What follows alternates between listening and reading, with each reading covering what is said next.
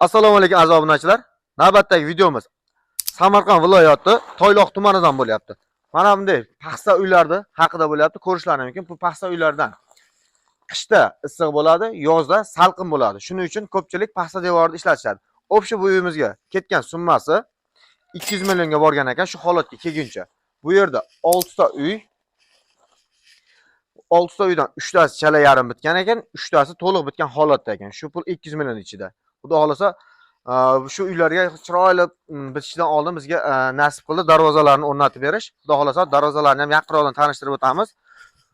Bu uyga ketgan materiallarni bir boshdan hisoblab beradigan bo'lsam, mana bunday betonlarga 30 million so'm, mana bunday paxsa devorini ikkala tarafini ham qilib bo'lishi uchun 30 million so'mga ketgan ekan. Undan keyin tom ishlariga, keyin cherpistalariga общий hisobda 200 million mana bunday eshik derazalari bilan ketgan ekan.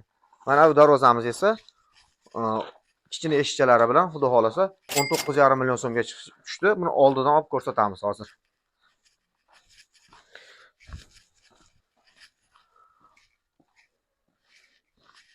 Mana do'stlar, xudo xolasa darvozamiz eniga 4 metr, bo'yiga ham 4 metr holatga tayyor bo'ldi bu darvoza.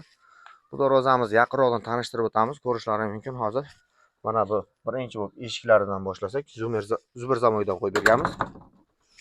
Mana bu darvozamizga ishlatilgan materiallar hammasi 10 ga 5 shivillerlardan kesaklari polni.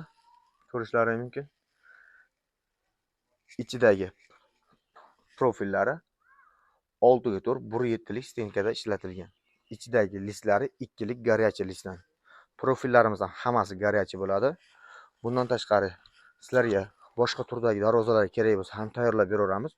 O'zbekiston bo'ylab xizmat ko'rsatamiz. Mana bu mashinada kelib o'zimiz chiroyli o'rnatib berib ketamiz.